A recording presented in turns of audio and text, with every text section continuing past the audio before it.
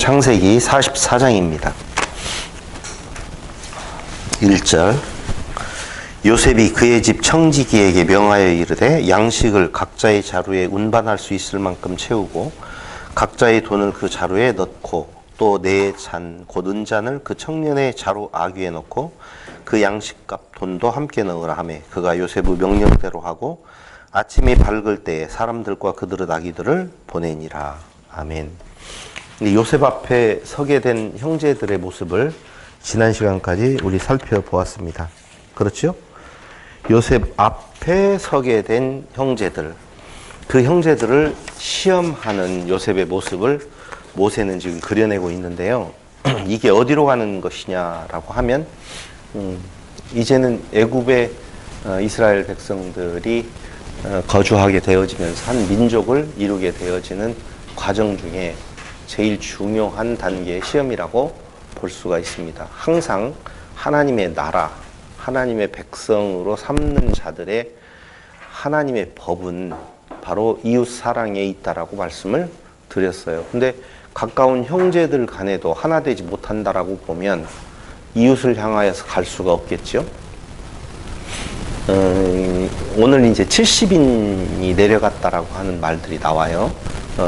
이은재 목사 창세기 강론 119번하고 120번 이전에 해놨던 강론을 보면 그거에 대한 자세한 풀이가 되어져 있어요. 오늘은 그걸 풀지는 않을 거예요. 거기에서 참고해 보시면 알겠지만 결국은 노아의 가족 알죠? 노아가 누군지. 네. 노아에게서 70이라고 하는 숫자가 나오고 그게 세계적인 어떤 전체를 다 표현하는 것이었다라고 보면 여기 70인이라고 하는 내용으로 한 민족을 이루어서 70인으로 구성되어진 세계 민족에게 복음을 증거되어지는, 나가게 되어지는 어떤 그런 의미로서의 70인. 그리고 우리가 스데반 집사가 이야기했었던 75인이라고 하는 내용하고의 그 차라고 하는 것은 뭐 말씀드린 대로 이 헬라어 성경으로 번역되어진 거기에 70인역이라고 하죠. 70인역에 75인으로 되어 있어서 그걸 인용한 것이다 라고 말씀을 거기 잘 나옵니다. 중요한 것은 그 말을 하려고 하는 것이 아니라 결국은 하나 된 자들이 한 국가를 이루어서 그 이웃 국가들에 대한 내용, 그건 아브라함에게 약속된 거예요.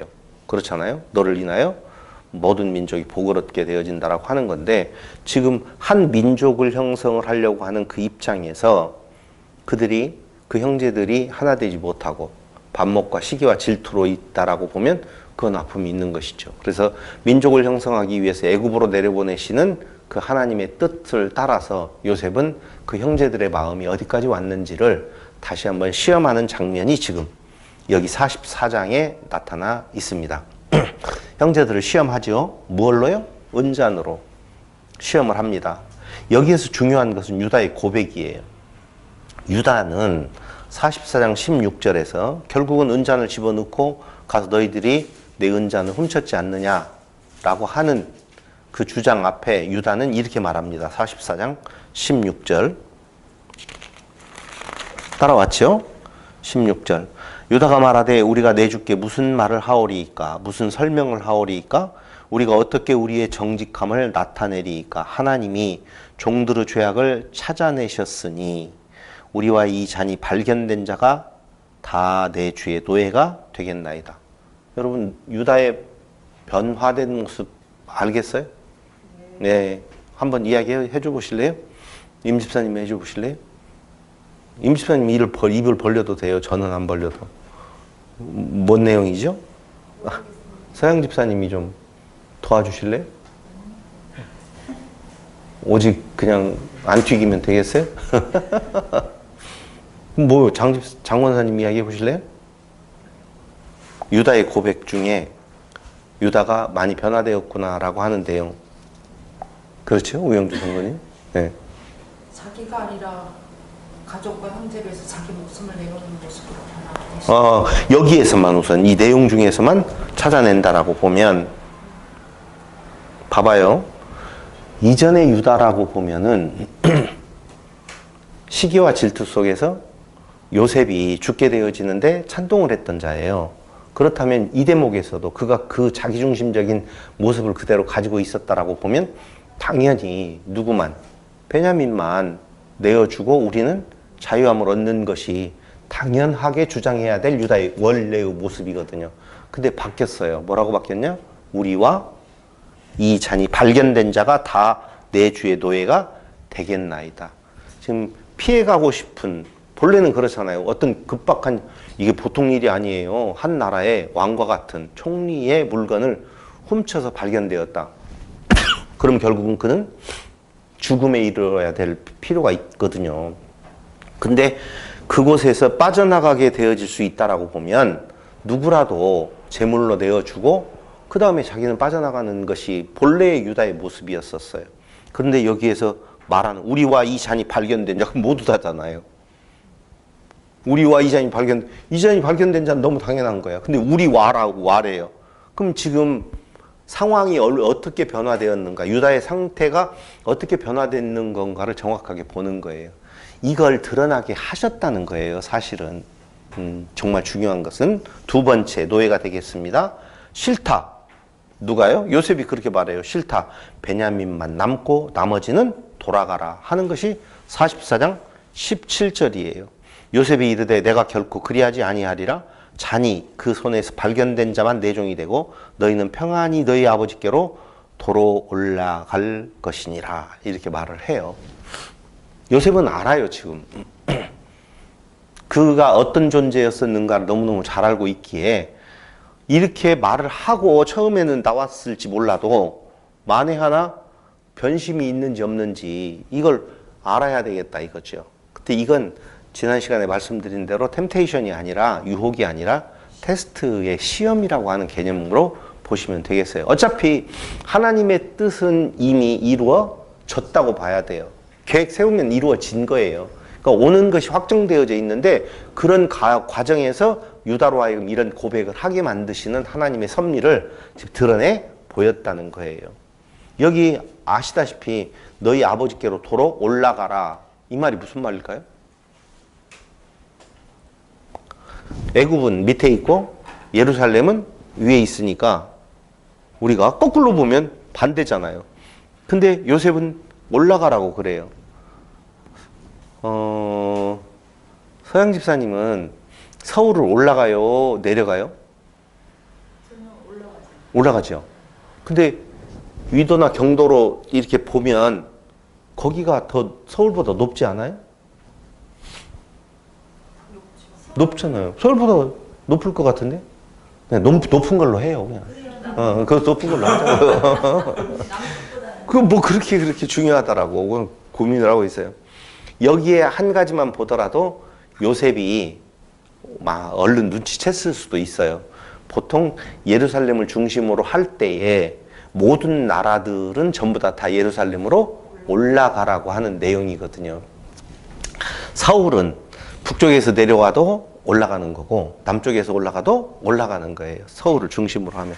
애굽을 중심으로 하면은 너희 고향으로 내려가라가 맞거든요. 근데도 이 요셉은 지금 올라가라 라고 표현한 것은 이미 자기가 히브리 사람이라고 하는 것을 드러낸 것이라고 그냥 잠깐 그건 한번 짚고 넘어가는 거예요. 그랬어요. 그런데 눈치채지 못하죠. 그러면서 44장 22절, 33절, 34절까지를 보면 다시 한번 보세요. 44장 22절. 우리가 내 주께 말씀드리기를 그 아이는 그의 아버지를 떠나지 못할지니 떠나면 그의 아버지가 죽겠나이다 라고 표현하죠. 그러면서 33절로 34절도 한번 보세요. 이제 주의 종으로 이 아이를 대신하여 머물러 있어 내 주의 종이 되게 하시고 이 아이는 그의 형제들과 함께 올려 보내소서. 봐봐요. 유다가 왜 요셉을 죽이고 싶어 했었느냐. 우리가 너무 잘 알고 있는 것처럼 장자의 명분 때문에 그랬거든요. 장자의 명분 때문에 그랬어요. 근데 그때에는 장자로서의 모습이 나타나지 않았지만 지금은 참 장자의 모습을 지금 갖게 되어진 것이죠. 그게 이웃들을 바라보는 거예요. 이스라엘을 참 장자의 민족으로 세웠어요. 그러면 이스라엘은 이스라엘 밖에 있는 존재들에 대한 사랑이 베풀어져야 되는데 참 장자의 모습을 갖지 못했었지요. 그래서 자기들 안에 그냥 펜스를 치고 우리들만이 의로운 백성이다라고 이야기하면서 이방 족속들을 배타했거든요. 그런데 그 민족에게서 오신 예수님께서 이제는 그 문을 열고 밖으로 나가셔서 이스라엘이 아닌 참 이스라엘의 모습, 장자의 모습을 보여주신 거라 그 말입니다. 지금 모세를 통하여서 이렇게 자세하게 그 상황을 전개해 가고 있는 내용이 결국은 유다의 족속으로부터 그리스도가 오실 것에 대한 내용들을 하나님께서 다 준비해 가시고 있다라고 하는 내용, 참 장자의 모습을 보이는 유다 모습이죠. 자, 한번 물어보죠. 참 장자는 어떤 모습일까요? 지금 참 장자, 제가 참자를 붙였는데 참 장자의 모습을 특징을 한 가지 이야기하면 뭘 말씀하실 수 있을까요? 사자를 다 품고 있는 대표잖아요. 누구를 품어요? 밑에 동생이나 뭐 형제를 품고 있는. 오케이. 저는 그걸 이렇게 표현을 약간만 바꾸겠어요. 약자인 아버지와 베냐민을 품는 유다라고 하지요. 지금 제일 약자는 누구예요? 형제들은 잘 몰라요. 나타나지가 않아요. 근데 제일 약자는 아버지예요. 그리고 베냐민이에요. 죽기에 이르른 베냐민, 그리고 그 자식이 없어지면 죽게 되어지는. 여러분, 사실은 자식을 먼저 떠나보낸 부모의 심정을 통해서 들어보면 그건 보통이 아니래요. 먼저 자식을 떠나보낸 부모의 마음을. 근데 요셉 하나를 지금 잃었다라고 생각하고 있는데 베냐민까지 잃게 되어진다라고 했었을 때 상관없어요. 그건 그분 문제고 나는 지금 살아야 되겠어요 라고 하는 유다의 모습이어야 되는데 유다는 진짜 바뀌어졌어요. 제가 여기에서 이렇게 말씀드릴 때 바뀌어진 유다의 의로움을 말하려고 하는 것이 아니라 그런 세월의 과정을 통하여서 참 장자의 모습을 가져가게 하신 하나님의 섭리를 모세는 지금 잘 그려내고 있다는 것이지요. 그러면서 이제 이런 시험을 통과되었기 때문에 진짜 같이 하나 된 모습으로 이제 바뀌었구나라고 하는 내용을 알게 되어질 때 자기의 정체를 요셉은 밝히게 되어집니다. 그 내용이 바로 45장 4절에 나와 있지요. 시험을 통과했다라고 하는 것은 이제는 하나다라고 하는 의미를 드러내는 거예요. 진짜 하나가 되었구나라고 하는 내용들. 그러면 어떤 결과를 가져와야 되냐면 이주해야 돼요. 하나가 안 되어졌었을 때 이주하는 것이 아니라 하나 되게 하셔서 이주하게 하시는 하나님의 섭리를 지금 그려내면서 거기 45장 4절 요셉이 형들에게 이르되 내게로 가까이 오소서. 그들이 가까이 가니 이르되 나는 당신들의 아우 요셉이니 당신들이 애굽의 판자라. 당신들이 애굽의 판자라. 자, 이 말을 들으면 다 같이 시작. 죽었다 우리는. 겁 안 나요? 당신들이 나를 여기 팔았습니다라고 이야기할 때 지금 실시간으로 그 앞에 있다라고 보면은요 살 떨리는 이야기예요. 진짜. 그런데 정확하게 당신들이 나를 팔아서 나는 이곳에 왔습니다 라고 하는 말 뒤에 바로 붙이는 것이 5절. 당신들이 나를 이곳에 팔았다고 해서 근심하지 마소서. 한탄하지 마소서. 하나님이 생명을 구원하시려고 나를 당신들보다 먼저 보내셨나이다 라고 말을 하는 거예요. 그런데 그게 하나님의 섭리였어요. 나를 이리로 보낸 것은 당신들이 아니요 하나님이십니다 라고 8절에서 정확하게 그런즉 나를 이리로 보낸 이는 당신들이 아니요 하나님이시라. 하나님이 나를 바로에게 아버지로 삼으시고 그 온 집의 주로 삼으시며 애굽 온 땅의 통치자로 삼으셨나이다. 이러기 쉽지 않죠. 우리의 삶의 일상을 돌아볼 때에 이게 하나님의 뜻으로 이렇게 되어졌다라고 생각하면서 험한 날들에 대한 내용을 회상하기 쉽지 않을 거예요. 살다 보면 그래요. 왜 내가 꼭 이러지? 왜 내가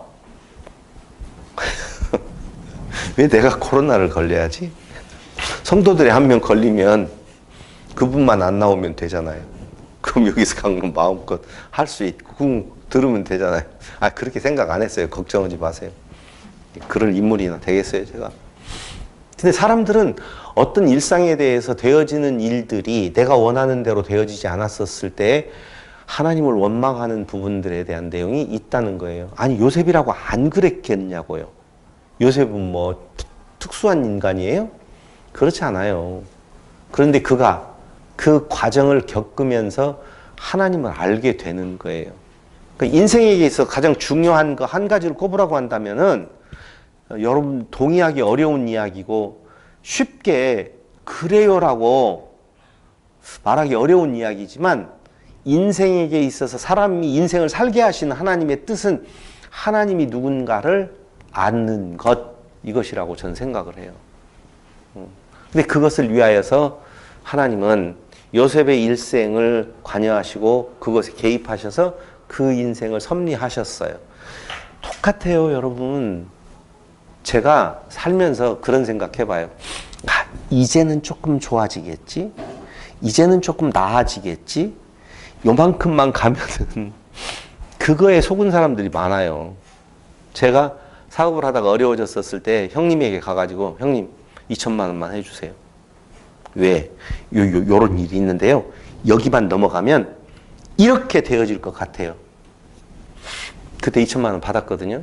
근데 형님이 하시는 이야기가 네가 2천만 원을 가지고 회복되어질 거라고 생각 안 한다. 동생이 이야기하니까 줄 뿐이지 회복되어져서 다시 받을 생각 안 한다라고 이야기를 하면서 주더라고요. 저는 늦게서 깨달았어요. 젊었었을 때 이것만 있으면 이렇게만 되어지면 그것이 지나가면 또 다른 일이 있다니까요. 또 다른 일이.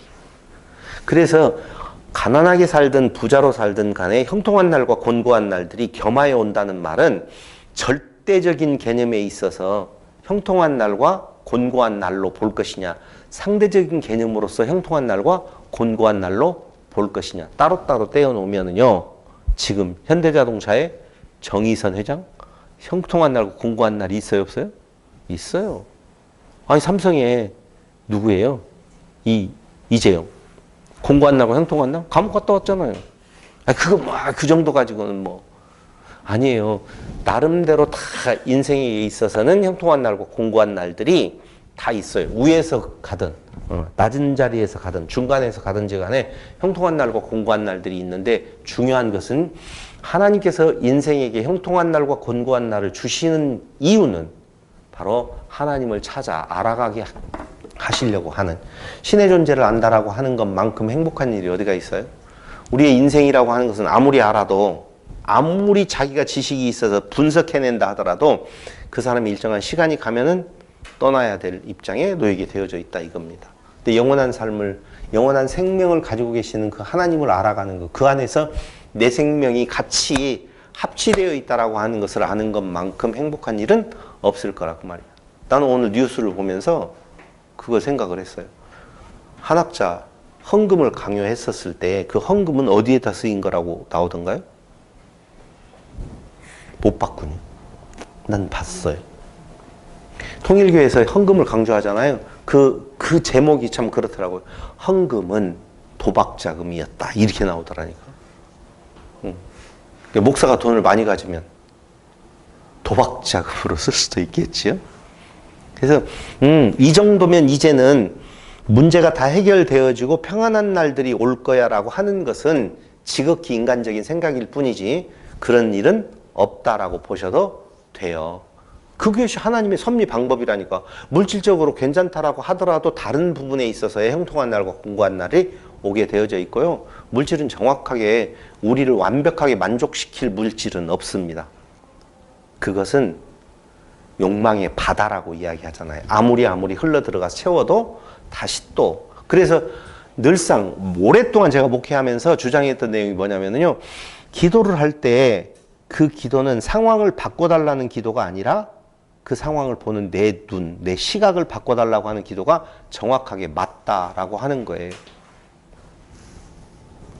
오늘 자기 정체를 밝히면서 애굽의 판자입니다. 당신들이. 그런데 그게 하나님의 섭리였어요. 나를 이리로 보낸 것은 당신들이 아니요 하나님이십니다. 라고 하는 고백을 하는 요셉이 행복할까요? 그 고백을 듣는 형제들이 행복할까요? 요셉 엄청나게 행복했을 거예요. 그런데 45장 14절로 15절 한번 보실래요? 진도 많이 나가죠? 오늘 못 끝내겠어요? 자기 아우 베냐민의 목을 안고 우니, 베냐민도 요셉의 목을 안고 우니라. 요셉이 또 형들과 입맞추며 안고 우니 형들이 그제서야 요셉과 말하니라. 눈물로 보이는 진심이라고 저는 제목을 붙여봤어요. 여러분, 눈물로 보이는 진심에다가 입맞춤이라고 하는 내용이 거기에 같이 들어가 있거든요. 이제는 형제들도 어떻게 해요? 조금 마음이 놓이게 되어지겠지요. 거기 한 군데 참 묘한 부분이 이제 나와요. 그게 뭐냐면 45장 22절 한번 보실래요? 21절부터 이스라엘의 아들들이 그대로 할세 요셉이 바로의 명령대로 그들에게 수레를 주고 길양식을 주며 또 그들에게 다 각기 옷 한 벌씩 주되 베냐민에게는 은 300과 옷 5벌을 주고 그가 또 이와 같이 그 아버지에게 보내되 수납이 10필에 애굽의 아름다운 물품을 실리고 암낙이 10필에는 아버지에게 길에서 드릴 곡식과 떡과 양식을 실리고 이에 형들을 돌려보내며 그들에게 이르되 당신들은 길에서 다투지 말라 하였더라. 한번 물어보죠. 지금 요셉은 분명히 형제들 간에 편애를 하고 있잖아요. 편애를 하고 있어요. 한 필인데 한 벌씩 줬는데 5벌을 주잖아요. 그럼 이 편애가 있었을 때 다시 또 그들은 베냐민만 없으면 이라고 하는 모습이 나와야 되는데 그 모습 안 나온다는 거예요. 이게 지금 바뀌어진 모습이에요. 우리도 그런 거 아니에요? 누가 그런 말 하대요? 내게 1억을 줬는데 너무 고마웠어요. 근데 다른 사람에게는 1억 3천을 주면은요, 괜히 기분 나쁘다며요. 이 편애가 갖고 있는 그 고악성이 굉장히 커요. 근데 그것 때문에 요셉이라고 하는 존재를 그들은 죽이려고 생각을 했었는데, 이제는 베냐민을 편애하는 요셉, 그런데도 시기 질투가 사라진 형제들의 모습. 형님들 돌아가는 길에서 무엇하지 마세요? 다투지 마세요. 저도 이걸 갖고 굉장히 많이 고민을 좀 했어요. 별것 아니잖아요. 왜 다투지 말라고 했을까요? 뭐 때문에 그랬을까? 아니 5벌 줬다라고 다툴까?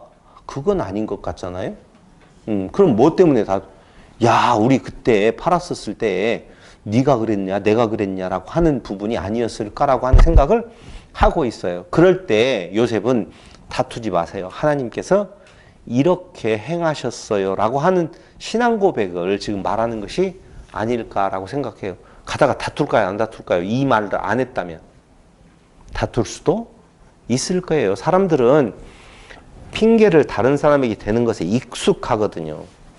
그래서 형님들 돌아가는 길에서 다투지 마세요라고 말하면서 애굽으로 내려가는 이제 야곱과 그의 가족들의 모습을 46장 7절에 나타내고 있습니다.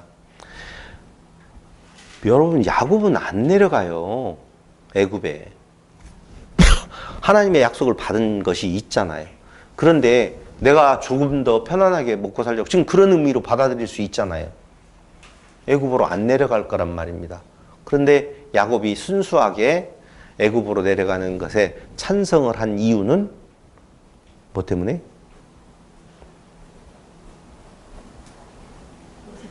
요셉 때문에. 그렇죠. 요셉이 팔렸기 때문에. 요셉이 총리로 있었기 때문에? 아니요. 그것보다는요. 요셉이 살아있다라고 하는 죽음에서 살아있는 것으로 바뀌었잖아요. 그러니까 그 부모의 심정이 아까 자식을 먼저 보내는 부모의 아픔이라고 하는 것이 치유되어지는 그 과정을 지금 보여주고 있는 거예요. 그래서 내려가는 거예요. 야곱이라고 하는 이스라엘 12아들로 인하여서 민족을 이루게 되어지는데 하나님의 계획은 그들을 그곳에서가 아니라 그 험난한 애굽 땅에서 400여 년을 지나면서 한 민족을 이루게 하신다. 그것은 너희들의 힘으로 너희 민족이 대단한 것이 아니라 하나님 당신이 하신다라고 하는 것을 확실히 드러내시려고 하는 하나님의 계획이 있다는 것입니다. 그래서 야곱의 가족 가족들이 46장 7절에서 이렇게 나오죠. 46장 7절 이와 같이 야곱이 그 아들들과 손자들과 딸들과 손녀들 곧 그의 모든 자손을 데리고 애굽으로 갔더라라고 이야기하는데 거기 두려워하는 야곱에게 언약으로 힘을 주시는 여호와 하나님, 내려가게 하시는 하나님의 모습을 그 뒤에 그려내고 있다는 거예요. 여러분 이게 바른 말이에요. 야곱은 내려가는 것 좋아하지 않았다니까요. 그런데 그래 요셉이 있다라고 하니까 이제 내려가야지 하면서도 찝찝해요. 안 내려갈 수도 있어요. 그럴 때 하나님께서 그에게 나타나서 하나님의 언약을 해주는데요. 그 대목이 어디예요? 46장 3절. 하나님이 이르시되 나는 하나님이라 내 아버지의 하나님이니 애굽으로 내려가기를 두려워하지 말라. 내가 거기서 너로 큰 민족을 이루게 하리라. 내가 너와 함께 애굽으로 내려가겠고 반드시 너를 인도하여 다시 올라올 것입니다. 여기가 이제 숨은 장면이에요. 그러니까 반드시 너로 다시 올라오게 하겠다라고 하는 그 약속에 대한 내용을 야곱은 잊지 아니하고 그가 죽게 되어졌을 때 나를 어디에다가 예루살렘으로 데리고 가라라고 하는 유언을 남기게 되어지거든요. 그러니까 야곱은 자기의 육체의 편안함을 위하여서 애굽으로 내려가는 것이 아니라 요셉을 보고 싶은 마음, 두려움이 그때도 있었지만 하나님께서 해주시는 그 약속을 통해서 야곱은 애굽으로 내려가게 되어지고 이 내려가게 되어지는 것이 하나님의 언약 성취를 위한 과정이었다라고 하는 것을 볼 수가 있습니다. 볼품없는 야곱을 들어서 너로 큰 민족을 이루게 하겠다. 46장 3절이죠. 그리고 46장 4절에서는 다시 돌아오게 하겠다라고 약속하고 요셉이 네 눈을 감길 것이다 라고 하는 세 가지의 언약을 해주고 있는 것입니다. 그렇게 해서 결국은 야곱의 가족들은 내려가게 되어져요. 어디로요? 애굽으로 내려가죠. 근데 애굽 땅 어디에서 살게 되어지느냐? 고센 땅에서 살게 되어져요. 자, 아시다시피 그림은 못 그리니까 대충 그냥 말씀을 드릴게요. 애굽을 크게 놓고 본다면 상부가 있고 하부가 있고 중부가 있겠죠. 근데 고센 땅은 상부 애굽이거든요. 그러니까 이게 중요한 거예요. 만약에 그들이 하부나 중부로 내려갔다라고 보면 나중에 그 민족이 이동하려고 할 때 아마 여러 가지 곤란한 부분에 처하게 되어질 거예요. 그러니까 이때 이미 고센 땅이라고 하는 애굽의 북쪽 가나안과 가까운 곳에 머물게 된 야곱의 가족들, 이것은 한마디로 말을 하면 반드시 돌아간다라고 하는 것에 대한 반증이에요. 그러니까 본향은 어디냐? 당연히 가나안 땅, 그 약속의 땅, 그곳이에요. 근데 이제 거기에서 문제는 어디가 있는 건가? 그 땅에 가서 그 민족을 위한 하나님의 섭리가 아니었는데 그것을 중심으로 한 세계 민족들을 위한 하나님의 계획이 있었는데 그들은 그 안에 내 것이다라고 그냥 펜스를 쳤던 것이 아픔이 되어진 것이다 라고 하는 것입니다. 그래서 하나님께서 결국은 약속 당신이 계획하신 대로 그들을 바로 고센 땅에 머물게 하게 되어지는데 두 가지 결론 내고 오늘은 좀 마치겠어요. 하나, 저는 여기에서 그 모세가 요셉의 이야기를 자세히 기록하면서 결국은 하나님의 어떤 목적을 이루어 가는 데 있어서 첫 번째 단계가 바로 화해와 연합이라고 하는, 하나됨이라고 하는 거예요. 오늘날도 마찬가지예요.